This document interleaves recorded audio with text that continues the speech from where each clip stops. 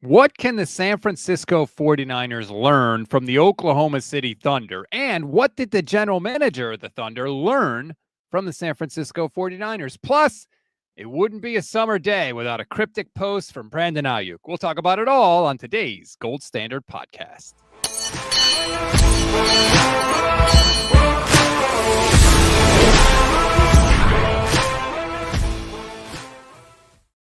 What is good, everybody? Welcome to another Gold Standard podcast on the Gold Standard and the Fans First Sports Network. I'm Rob Stats Guerrera alongside Vish Kumar. And Vish, I am in an exceptionally good mood because for the first time in 30 years, a team that I root for has won a championship.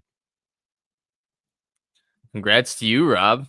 You root for the team with the superstar that pushes off of every time that he's looking to score, that takes advantage of the referees. You root for the Legion of Boom-esque defense that fouls every time. No, I'm kidding. Congrats, Rob. I can't even make fun of this. As a sports fan that's only experienced doom, as much as I would like to make some sarcastic comment, I truly am happy for you. That rocks. There's nothing anybody could say. And people tried on Twitter last night to come at me. Oh, fall merchant, whatever. We got the championship, man. And let me just tell you, before we get into, what the Niners can learn from the Thunder and all of that, I have to say, Vish, I did not realize how deep the scars from 2019 are with me, because the Thunder are winning by like 13 points with 4 minutes to go in the game, and I am sweating like the game is tied. I'm terrified that another team that I root for is going to blow a championship with a big lead in the fourth quarter of the final game. And it was all because of 2019. I was like, I can't believe it. Could this happen again? I was freaking out. Well, I think the similarities of today's show might just be therapy for you, buddy, because I don't know that a lot of people would look at the Thunder, the situation that they were in yesterday, and compare it to what the 49ers were in 2019. As a neutral fan, someone with no rooting interest, so I can't relate to what you felt like. I saw Tyrese Halliburton go out of the game, and I was like, all right, time to turn this puppy off, because the Thunder are going to pull away at some point. So I felt when they were up 10, like, yep, this is the Thunder pulling away, that sort of thing. And so I can't relate, of course, to you as a fan. And then you throw on that layer on top of it that you've been experiencing trauma in your time as a fan. You've experienced where they put the gift in front of you. They told you you're going to wake up and you're going to get it tomorrow. You already saw it. You're going to get it tomorrow. And then right before you go to sleep, someone tells you everything goes down, like they broke it or something happened. So you've experienced that. And so I'm glad that you got to, release some of your demons. Woosah. Well, you know how it goes, right? Like, it happened exactly like it happened to me in 2019. Mahomes throws the second pick, right? And that was the first moment in my head that winning the Super Bowl went from a theoretical thing to, oh my God, we might actually do this. And at one point in the fourth quarter, the Thunder were up by 20 points. And I had that thought in my head of, oh my God, like this might actually happen. And then I literally shook my head because I was like, don't think that. Last time you thought that, you ended up losing. Like, I was right, because with the moment you think that, it affects what goes on in the game. I totally got you. 100%.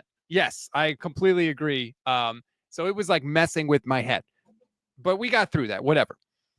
Afterwards, though, I got to listen to Sam Presti, the GM of the Thunder, and everybody talk about how they built their team. And a lot of the stuff that they said, I was like, that's what the 49ers are trying to do. Like, it was striking to me how similar they are.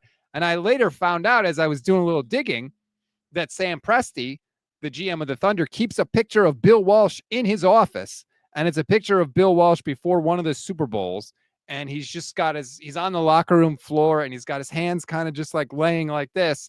And it's like, the picture is Bill Walsh being kind of calm because he knew he was so prepared. He was like, whatever's going to happen is going to happen, but I know I'm prepared for the moment. And that's what Sam Presti tries to do in his job, is prepare like Bill Walsh did. And so I was like, man, there seems like all these crazy connections between these two teams. Yeah, well, I mean, I think it also helps when you're a fan of both of them. That's a huge connection right Well, yeah. there that not many people have. But I will say, like, I'm not shocked, right? Because you and I do, like, I guess, like, extemporaneous, like, we just go off the rails on this show. And when we do that, it's usually talking about something like Bill Walsh or Jerry Rice, something like deep in 49ers lore where there's a lot of historical moments to pick out and refer to and just discuss rather than maybe discussing present time. And I'm not surprised. Like, I think Sam Presti is considered to be one of the best team builders in all of sports. Definitely the best one in basketball, especially when you look at his draft history dating back to the Spurs, right? Like the first Sam Presti associated thing was that he's the guy behind the Spurs that put the foot down to get Tony Parker. And he's been known to find these like gems of guys that developed, like Russell Westbrook, who thought he should be the fourth pick in the draft. James Harden wasn't an obvious third pick. And so he's very, very spectacular at doing that. Walsh is to me, like when you read his book and the way he's able to write stuff that philosophically in football stands the test of time, where every era of football, everything Bill Walsh says is very much applicable, is the way still to build a football team by far. Like all his principles are the ones underlying in everything in the NFL, from how teams, structure their organization, how they structure their meetings, offensive room. Everything is influenced by Bill Walsh. So I'm not shocked by that. And I think it just goes to show a step further, for as great as like a Presti is, Walsh is like, when we use the word generational and we use the word genius, like to me, Presti is genius. Like to me, Presti is possibly a generational executive. So it goes to show how much more superlative the example should be when discussing Walsh, because like he supersedes time, he supersedes sport, I guess, he supersedes everything. Yeah. And if you want hope, like, hey, can Kyle Shanahan build this thing up again? Like, can he really do it? Look at Sam Presti. Sam Presti had 3 MVPs on his team at the same time with the Thunder. They go to the finals, right? One of the all in terms of talent assembled, incredible talented team. They go to the finals, right? And they lose the finals, and then injuries happen, right? And they never get back, and they end up trading all 3 of those guys. Ironically, all 3 of those guys were traded to the Houston Rockets, which is another weird thing.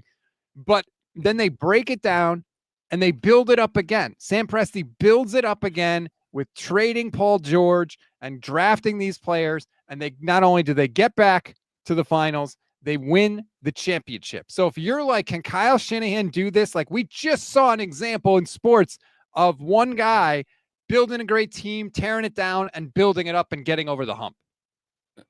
I love that you're going there.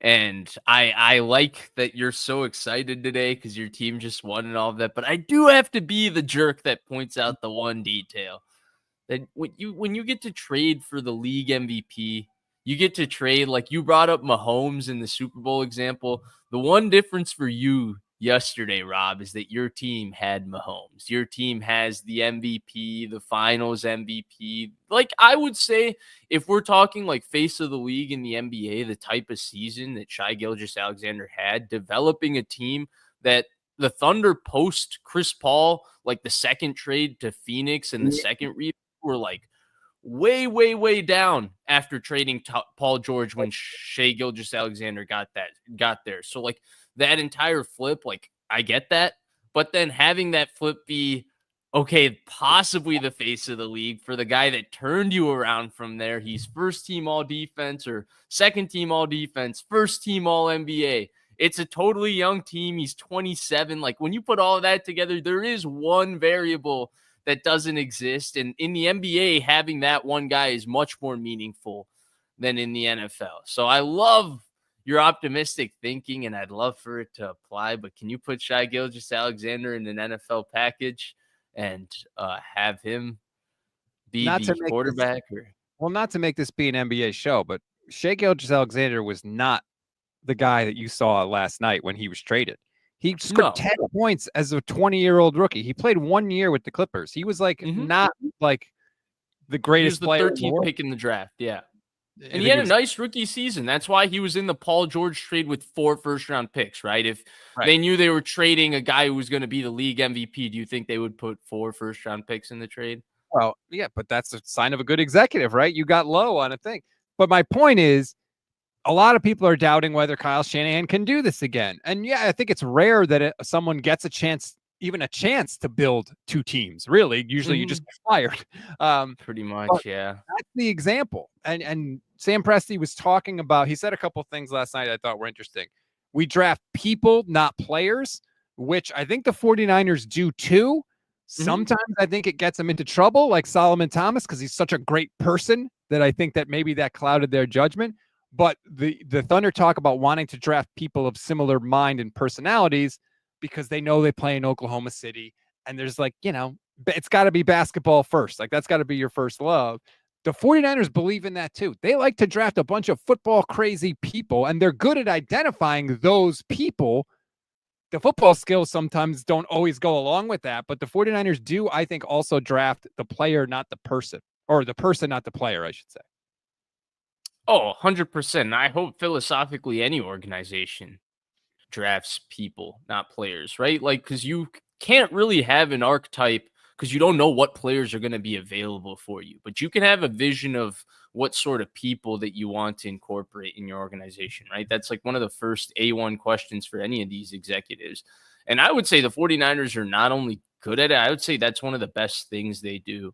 They have the John Lynch personality, which is almost like their A1 like NFL example. We want people like how that guy was. Yeah. And they have a lot of people as close to what that guy was like when you go Christian McCaffrey and George Kittle and these sorts of people. Like, that's John Lynch. So, yeah.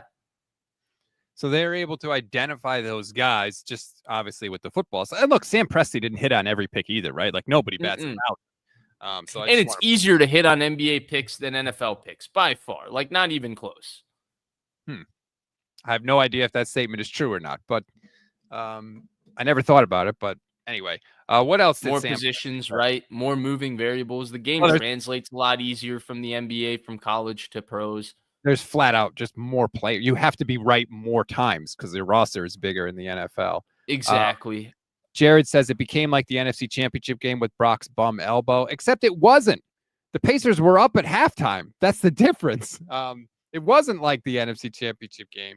It was weird for me, though, Vish, because Halliburton goes down with the Achilles, and it was weird to be on the other side of that, right? Because we felt that pain when Dre Greenlaw goes down in the Super Bowl with the Achilles, except now I'm watching the other team huddled around one of their best player, and they're the ones that are going through that. And I know exactly what Pacer fans are going to be thinking forever, for all time. It's, what if he didn't get hurt? Right. And it's also the Pacers, right? Like, you didn't expect them to get to game 7 of the NBA Finals this year. That's where it's additionally heartbreaking.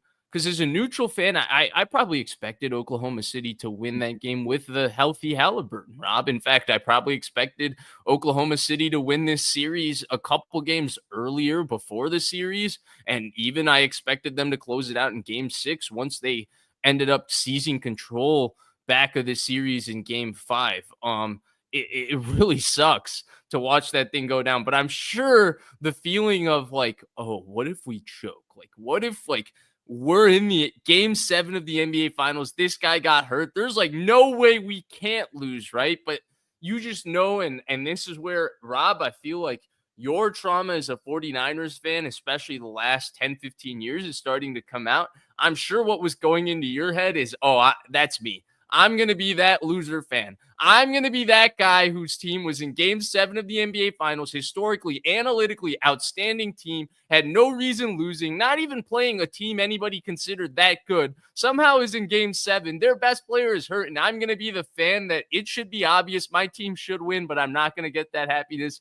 That's what I see from you, Rob. I feel like that's what you experienced last night. And I feel like you should take that out on the 49ers. Those jerks. Why did they do that to you? Why did they make you suffer like this? I thought that Indiana was going to pull it off. I mean, the Thunder looked really sluggish. The fact that they didn't go on a run when Halliburton got hurt. Like the team, it has an effect. You could see it on the Pacers' faces. Like, of course it has an effect. Their friend, their teammate, their star is out. And there is an emotional part to the game. It happens in football. It happens with everybody where teams get staggered a little bit. And you need to take advantage of that. And I thought that the Thunder could have done that, and they didn't. And when they didn't do that and Indiana had the lead at halftime, I was like, they might blow this thing. But again, that may have been some of the scars of my fandom. And then, of course, 49ers, man. When the Thunder actually won, and I let my son stay up and watch it because he's a Thunder fan, and he was, going nuts, running around the house, the whole thing, and it felt so good. Like, and this was of my three teams: Mariners, Niners, Mariners, and Thunder. The Thunder are like the one I care about the least. But it was incredible when they won the championship. If the 49ers won that championship, because look, the last one they got was 30 years ago. I was 9 years old. I did not realize the significance of it, right? If the 49ers ever win the Super Bowl, Vish, like, you may not see me again. I just may take off running down the street, buck ass naked. Like, that might be a thing. I'm going to be so out of my mind if the 49ers ever won a Super Bowl, just based off of how I felt when the third of my three teams won a championship last night. It would be unbelievable. And to know that we were so close to that twice, I'll never live it down. Yeah. And I actually, like, in a lot of ways identify with what you're feeling. Because I went through it. I also root for, right, a very small scale NBA franchise. I root for the Pistons. And much smaller scale, right? The Pistons finally had a bounce back season and made the playoffs this year. And what I found, and of course, I'm nowhere near invested in the Pistons as I'm invested in the 49ers. Not even close. Like, it doesn't affect me the same. It's not the same. And what I found is the satisfaction I had when the Pistons won the playoffs, it was like, oh, this is so cool. The Pistons are winning. But when the Pistons won in the playoffs, it's like, oh, shit. Like, can you imagine what it would feel like if the 49ers were winning in the playoffs again? Like, that's like feeling like this feels good, but like that's feeling. And then when the Pistons lost, it was like, oh, like Pistons had a good season. Like, I had the difference between me as a Pistons fan and as a 49ers fan, and I feel like this is you too, is Rob, I feel like I had perspective as a Pistons fan. When they lost to the Knicks, I was like, damn, it's a good year. They're bouncing back. They're young. They're coming. With the 49ers, I've never had perspective the moment they lose. It's only been I see red. It's only been the world's been ending. So I totally get where you're coming from. And I've had that realization. I've never been lucky enough to experience another championship like you. It's kind of jealous. I'm kind of jealous just sitting here watching you experience all of that, Rob. But I have experienced other sorts of happiness in fandom. It's not the same. All you just wanted through the 49ers. Those jerks, they made us emotionally problematic. Rob, you should tell your wife. Next time she tells you something, Rob, you should be like, it's those damn 49ers. They did this to me. Well, she looked at me at one point and was like, why are you freaking out? You've lost championships before. And I was like, thanks for the reminder. But yeah, it was a crazy night. But damn, that's a tough thing for her to say. I know. Thanks, honey. But yeah, so all I was thinking watching it was like, man, if the Niners had won, that would have been Kyle Shanahan up on the podium. And that would have been, he finally would have got the championship, because Presti got a lot of crap because he built two really good teams, but they hadn't won anything. And it was like, everyone praises this guy and says he's amazing, but he hasn't won. Much like they say about Kyle Shanahan. And then to see Sam Presti there, and all of a sudden, poof, that criticism just disappears. Like, I want that for Kyle Shanahan, because I do think he's a really good coach. But obviously he hasn't gotten it yet and may never get it. Who knows?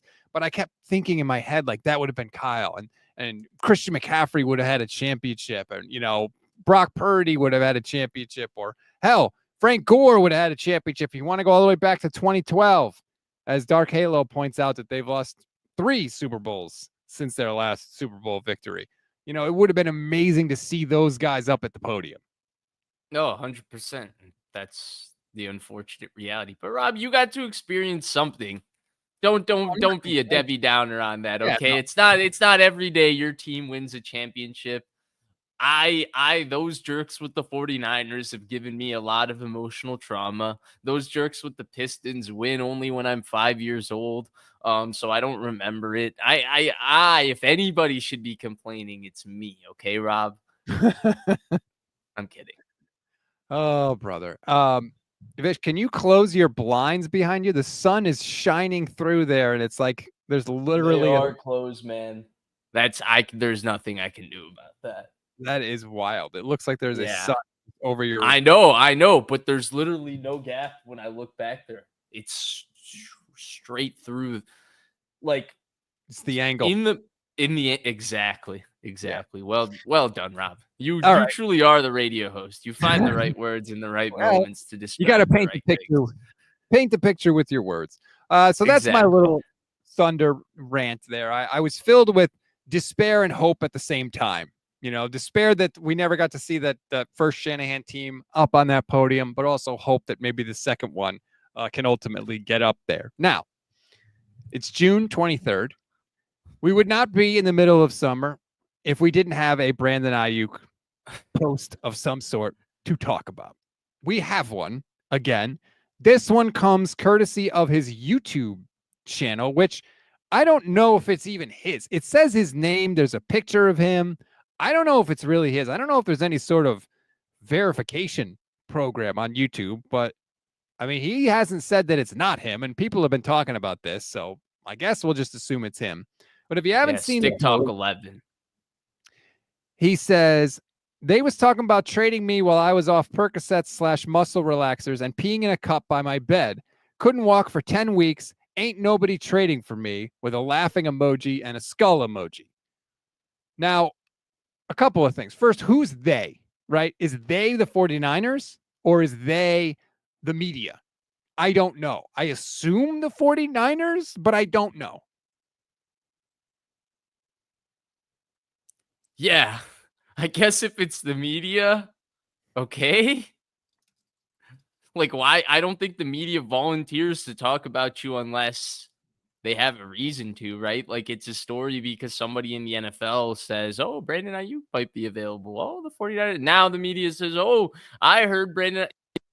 And that's how this whole news cycle starts. So I'd have to guess that if we're taking this YouTube post and we're really analyzing the logic here, which I'm not sure, to be fair, Brandon Aiyuk was, providing too much other than maybe just posting something off the riff. I don't know. I hate doing this at this point. But yeah, I guess they is the 49ers, Rob. And this sucks because I felt like last week with John Lynch's talk, we kind of closed the door on this. That's what I felt like. That's really where I would like to go. Because let's say this is him based on the YouTube channel. Let's say Stick Talk 11 is him. I thought we closed the door on this. I thought John Lynch came out and he really, really said, push this under the rug and let's move on from this. Here's a little bit of John Lynch. Brandon's doing a tremendous job coming back. These guys that are incredibly skilled athletes, they tend to heal a lot faster. And it's kind of incredible how well he's healing. And then he also said, relationship's good. Brandon's been here. He had a tough injury. He everyone saw that play against Kansas City. It was crushing for us because Brandon's such a big part of who we are. Looking back on the Brandon situation, I think every situation that you go through in life, in football, in this job, it's a learning opportunity. I look at things like that, like what could we have done differently to have made that a little more seamless? And sometimes those things are tough. They can be contentious. There's things that I learned that would we have done some things differently? And I think Brandon and I have had these conversations that are there things he would have done differently? Absolutely. But one thing I think in families, you have little spats and then you give a big hug at the end and you work together. And that's where we're at. That sounded nice, but supposedly Brandon Aiyuk, again, I don't know for sure, but it seems like it might be him, said he posted this 9 hours ago. So on YouTube. I know that's a weird thing. And if you scroll down, there's a couple other things. Like 2 weeks ago, he posted, I need and then the chicken head emoji.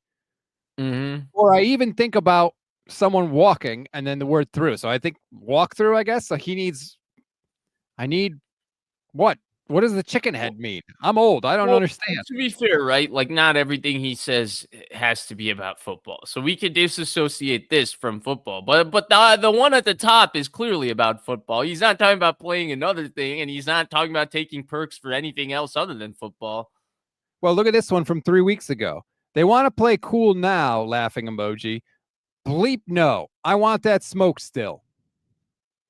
Again, that might not be about football. I feel like most of the stuff people like, he's a football player. That's what he is. Not saying everything he posts has to be about football, but most of the time, the athletes are posting about football or their sport.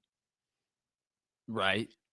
So, but usually that's on Instagram, right? Like, yeah, I don't know why it's posts in their YouTube community on Stick Talk 11. It's very strange. Last thing I'll say about the Brandon Aiyuk situation. I am not one that poo-poos social media posts from athletes, because especially nowadays, they grew up with social media. It is as much a part of their life. It's always been there for them. So I don't just dismiss it. If they post it up there, it's because they want it up there and it has some meaning to them. I was saying with Debo when he requested his trade, this is a big deal. Him scrubbing his Instagram. It means something. It's not meaningless. And it eventually ended up being something. Normally, I'm that guy. And I'm not saying this is meaningless now from Brandon Aiyuk, but here's the thing. Nothing can happen. Even if he is mad at the 49ers, which I don't know if he is or if he isn't, but even if he is mad, nobody wants him. Nobody is trading for him. He can't go anywhere. He can only play for the 49ers. So nothing can happen. Like, there's nothing that can come of this unless he just wants to get sent home and just not play football anymore, I guess, is the only thing. But if he plays football, he's playing for the Niners. They're stuck with each other, at least for this year. 100%. And that's where the Niners' actions earlier this year didn't make any sense. Because once they got the contract done, it was like, okay, he's on your team. Like, he's part of the future. And then it felt like this year, at the start of this year, like, realistically, they weren't going to trade him. Like, there wasn't a move that would make sense after giving him the contract last year and then him getting hurt that you were going to recoup his value in any sort of way that you would feel happy with him trading him. So, right, there was no realistic option of him being traded. And yet they went through this offseason kind of crapping on him, right? Like, yep, he got crapped on by the media for reasons and talked about in trades for reasons other than that. Felt like it was almost as if somebody on the 49ers was tapping somebody in the media on the shoulder and being like, hey, like, I know you see this situation financially, but this guy was so annoying last year. Like, of all the things wrong with our team last year, like, he pissed me off. Like, he pissed me off. That I'm not saying me. I'm talking about somebody on the 49ers, because his actions clearly bothered a lot of people. It bothered people on the team. It bothered people in the front office. It bothered people on the coaching staff. There is no doubt about that. And they pointed that out to other people this offseason for no reason. And now we're continuing that lingering immaturity, because after John Lynch seemingly has closed the door, after Brandon Aiyuk himself has pointed out, like, yeah, I have nowhere to go logically, it seems like he's still, I guess, not happy, if happiness could be ascertained from that one sentence on YouTube. And so that's where this, I think the real part where this sucks is that it feels like it's just a thing. That's really where this sucks. Like, it shouldn't have been a thing at the start of this offseason. That was immature from the 49ers in my mind, because you paid the guy. If you didn't pay the guy, you could have made it a thing. But then you paid the guy. So you had to shut your mouth and just say, we paid him. But you didn't. Now it's even more immature on top of it, because he's continuing on top of it. And that's where, like, I don't really care about to analyze this one sentence further. I don't really care to dig deeper on what he's really posting on YouTube. I care that this is just an ongoing thing from a player that should be the future, that should be regarded. He is 27 years old, just got a big deal. And somehow the conversation surrounding him always seems to be very, very goofy. Well, the weird thing for me is, like, it shouldn't be this, like, cryptic back and forth. Like, as soon as he posts something cryptic, call him up, get him in a room, say, dude, what's up? What's going on? Why are you upset? Are you upset? If so, why? And how can we fix it? Right? Like, it shouldn't be this constant back and forth. And maybe the 49ers have tried to do that. I don't know if they did. But if they haven't, like, somebody's got to get to the bottom of this. And I also would love for Brandon Aiyuk, if he does have a problem, just come out and say directly and what it is, and just state it, on the record. I'm mad at them for X, Y, and Z. Just be plain about it instead of tap dancing around it. If you want to be mad and you're mad, stand on business and be mad. Otherwise, shut up. So I'm totally with you there, right? Like, at a certain point, like, you're right. Like, you can't just keep doing this, right? Like, this is not fun for anybody. And the thing for Aiyuk is that he's going to learn that after a while, people are just going to stop talking about it. It'll just become irrelevant. It'll just be a part of who Brandon Aiyuk is. Right now, we talk about it because this isn't who Brandon Aiyuk has been, or this isn't who he was to us. But the moment this goes on for another year, like, look at how quick it switched for Antonio Brown. People really didn't know what a head case Antonio Brown was for the longest time in his career. And then they did. And then, like, turns out he's actually the biggest head case we've ever seen. And so it switches fast. I'm not comparing Brandon Aiyuk to Antonio Brown. I'm comparing how your reputation can change quickly.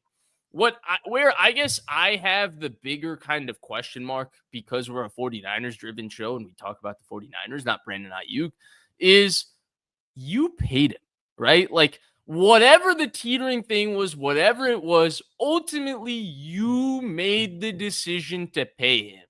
Once you did that, it kind of makes you look bad for everything else you've done since then. And that doesn't excuse Aiyuk's actions, right? Like, everything you said about Aiyuk is bang on. That's a Brandon Aiyuk problem, and that is bang on. He is acting childish. But at the same time, the 49ers' actions are similarly childish. Like, why are you going out of your way to do all of this? You signed him. You had the power to say no. You had the ability. He was in your building for 4 years. You could have said no. You told him no for a contract one offseason earlier. You made him wait an extra offseason and prove it again to pay him. You could have said no. And that's where it's like, once you make that decision to pay him, don't come back and then say, like, we don't know what's going on. Like, this guy's no, you paid him. That's it. If he's so terrible, he's such a jerk, you're so unhappy with him, why'd you give him a whole truckload of money? The whole situation is bizarre. I do agree with Sparrow 350, who says, why wouldn't he come out and address it then? Why let it cause any kind of distraction among the team or have fans upset? That's the thing. Like, nip it in the butt. And I felt like the 49ers were trying to repair that relationship, right? Yeah. Like we played the Lynch comments. I think those were from 49er Talk with Bat Mayoko. I apologize. I didn't mention that earlier. Sorry. I'm not trying to, I want to make sure I credit everybody accurately. But John Lynch gave 2 interviews. He gave an interview with Mayoko, and he gave an interview with, I think, Pat McAfee. That may have been McAfee. It was one of the 2. I'm sorry. I don't remember off the top of my head. But so in both interviews, he went out of his way to praise Brandon Aiyuk, to say that he's a really good player, to say that they want him to be part of the team moving forward, to say that they need him, which they do need him, and they need him to come back as soon as possible. Like, so I thought that maybe the 49ers had realized, hey, we got to stop crapping on this guy. We got to start fixing this. But I guess it hasn't worked, apparently. Yeah, no, I totally agree with you. And I think for the most part, right, like, the 49ers have been okay with how they've handled it outside of the start of this offseason, when it felt like maybe it was just one person. One person was over the edge on Brandon Aiyuk and just kept telling 2 different people, and that's what made it a big story. Maybe it's not even like many people in the 40. It was just one important person in the 49ers front office who was upset about that deal, and that's why it was a story this offseason. Either way, that was the point, right? Like, you can't make that misstep of making that like, oh, we didn't want to, you paid him, and you're not really getting rid of him at this point. But the lingering thing with Aiyuk, to Sparrow's question, that's what he wants. He wants it to get attention. That's why he keeps doing this whole thing. He wants it to keep getting attention. He likes it. He likes this entire, is Aiyuk right? Is the fans right? Is the team right? Some people are forever on his side. It's always been a thing like this. To me, Rob, that's what it comes down to ultimately. Like, 2 more times this is who Brandon Aiyuk is. It won't be a thing we talk about anymore. It's like, oh, Brandon Aiyuk, what does he do? He catches footballs. He catches first downs. He tweets cryptic things on weird social media sources. Next thing we know, Brandon Ayuk's TikTok comments are going to be posted here. It's just going to be a part of who he is. That's what's going to happen. And he's 1 or 2 more instances away from that, Rob. That's it. He's 1 or 2 more instances from going away from the quiet guy who blocked. He built his reputation in such a positive way for a wide receiver in this league, because not a lot of them get granted the perception Brandon Aiyuk was granted, especially with a fan base. Like, a lot of this fan base is ride or die for this team, except for Brandon Aiyuk. Like, Brandon Aiyuk was the one situation they were like, nah, the team screwed him. The coach was wrong. Like, all of those things. And now he's switching, I guess. And I shouldn't say switching, but he's changing how people perceive him by constantly, I guess, continuing this back and forth of God knows whatever this is. The whole thing is weird. I agree with you though. Like, eventually it's going to be like, oh, you're doing it again, huh? And I'm at that point now. Like, he can't go anywhere. There's nothing that can come of this. That's the thing. Why, right? So it's like, why do we do this every freaking week?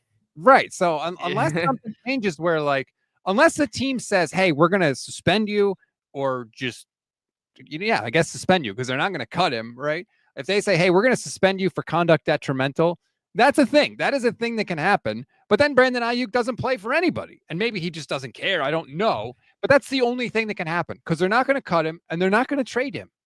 So he can be as upset as he wants. It reminds me of, in a way, of sometimes, my daughter is 5 years old, stomping her feet, holding her breath. Like, that's all you got, because you still got to go eat your vegetables, hon. Sorry. Right. And it's like, at some point, like, okay, what the team did earlier this offseason was wrong. They were mean to you, Brandon. What you did all of the offseason was wrong too. Like, at some point, someone has to stop this. And John Lynch did exactly that. He came out and made sure to go out of his way to do this thing of like, hey guys, let's be adults. Let's not do this anymore. And Brandon Aiyuk looked at that and then was like, stomping his feet and holding his breath, just like you said. So it's like, what are we, for me, like, what are we supposed to talk about with this anymore? Because at some point, we got to move on. It feels like one side moved on, and it feels like Aiyuk's like, no, I'm not done. More tantrum. I got a little left. Yeah, I don't know. So I do agree, like, it's petering out. Although I will say, credit to Brandon Aiyuk, because if you're going to do something like this, June 23rd is the perfect day to do it, because everybody wants something to happen with their teams, right? Because this is the break between minicamp and training camp. So that's a little savvy move from Brandon Aiyuk, knowing when to throw this grenade in there. Maybe. I mean, dude, I've been a little all over the place talking about this one.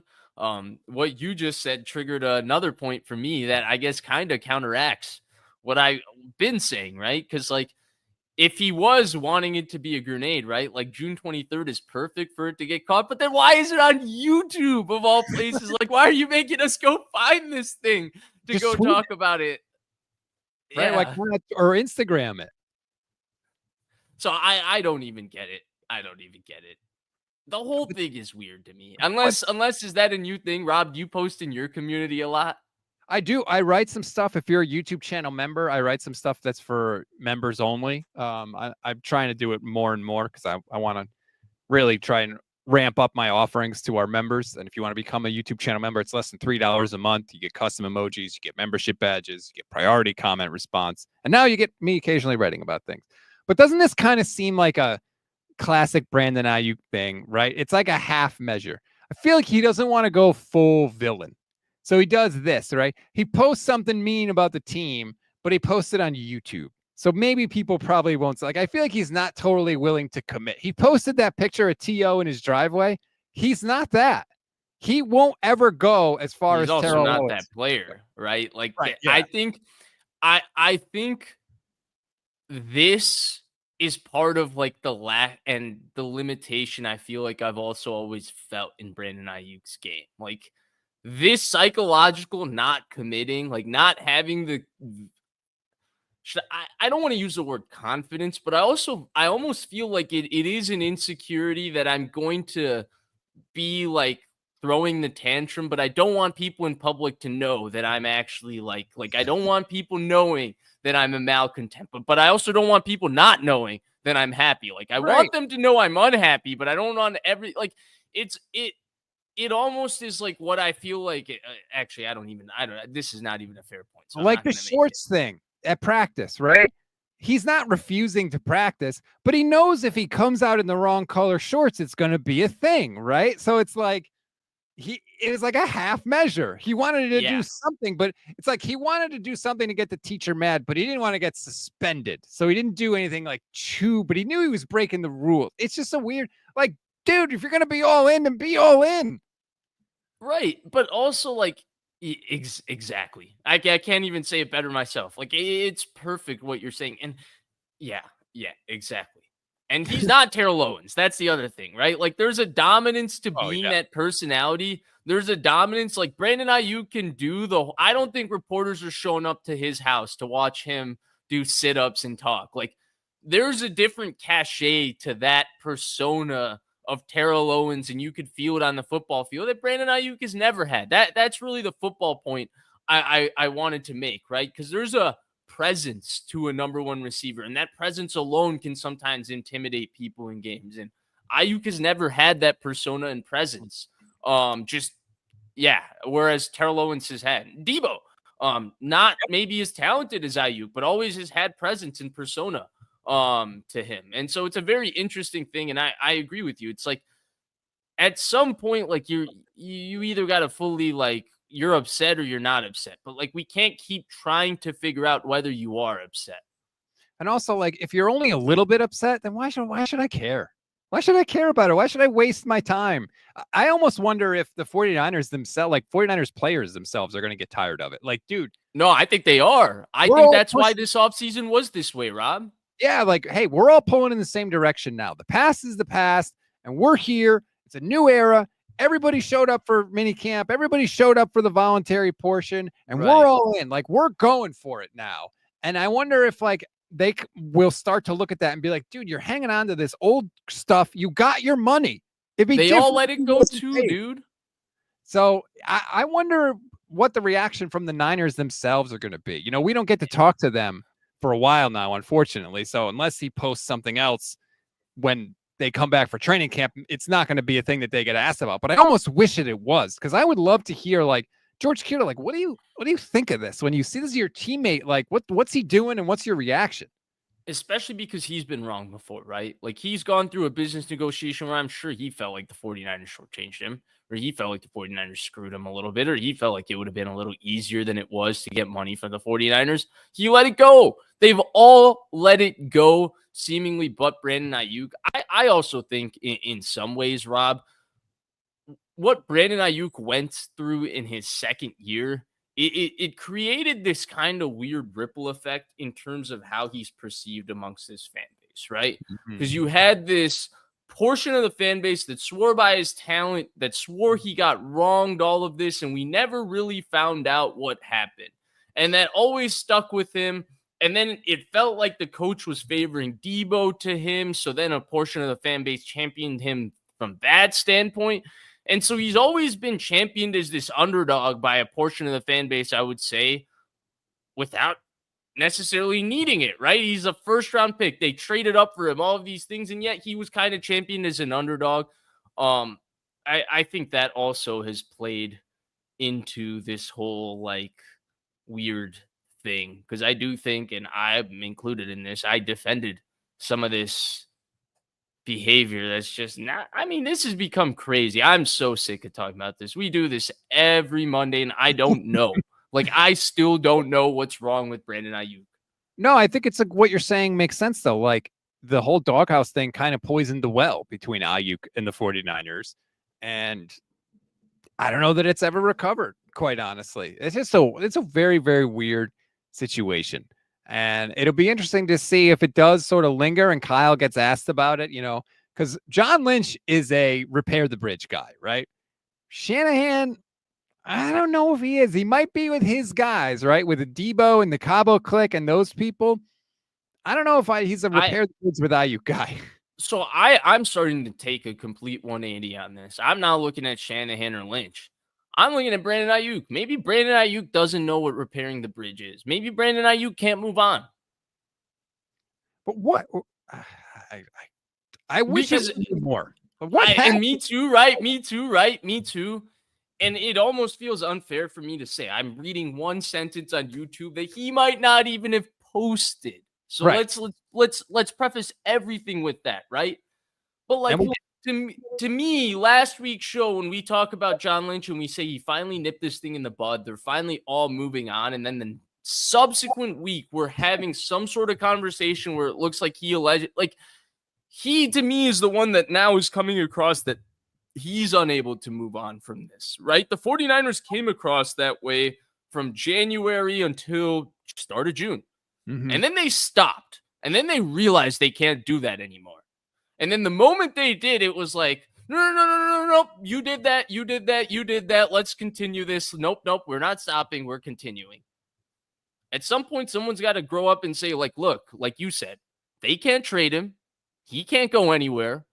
They're best for each other if they want to be successful. And I don't see many people maintain successful relationships while constantly going at each other. And I should point out, like, this is the account that posted. Remember when the police thought that he stole the car and they pulled him over? Like, this account had that video. So pretty good indication it's probably him or someone. Yeah, if you go to the shorts, it's all like stuff that's directly him. But it could be like someone recording it, his brother managing it, and his brother posting his, when I say his brother, anybody, his friend, anybody. So yeah, the whole thing is very, very strange, but it needs to get wrapped up one way or the other. Just if you want to be mad, be all the way mad. And if you don't, then shut the hell up. That's pretty much where I am. The 49ers, and look, I've criticized them a lot. They have done a lot of things I disagree with in this. I don't like the way they've treated Brandon Aiyuk. I never understood it, but they were trying to make things better at this point. Take that for a grain of salt, whatever you want to call it, but they at least were attempting to try and make things better at this point. Doesn't seem to have worked.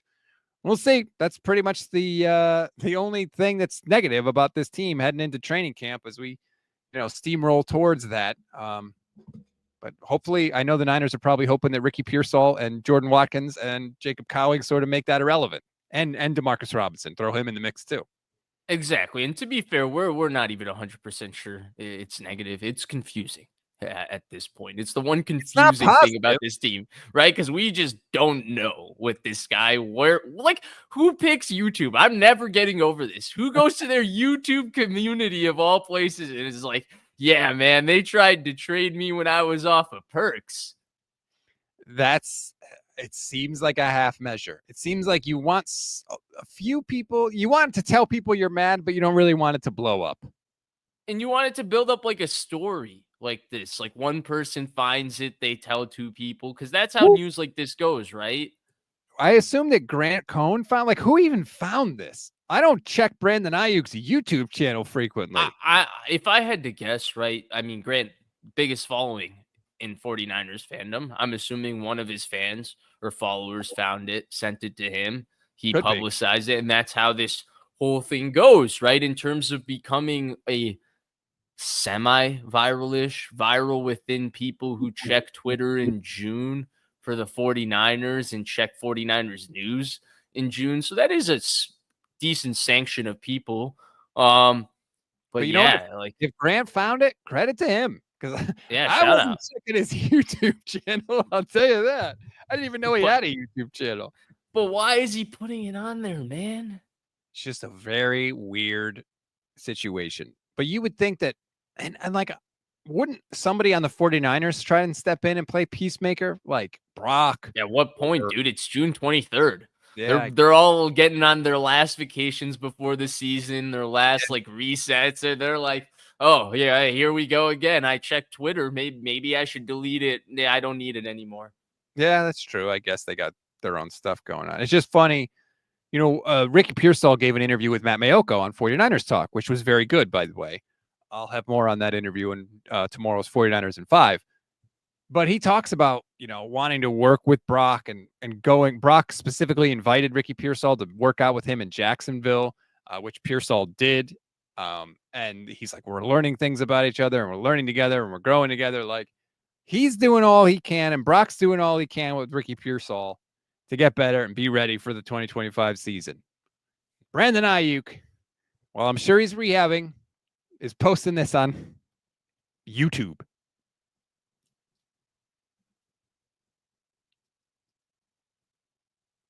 Yeah. Pretty much sums up the situation. Just throwing that out there. Anyway, that's Mhm. going to do it for this edition of the show. Thank you, everybody. Like this video, subscribe to the channel. I promise you, if you check out the 49ers Gold Standard podcast and YouTube channel, you will like what you see and you will come back for more. Fish, always good to talk to you, my friend. I will see you next week. Bye, Rob.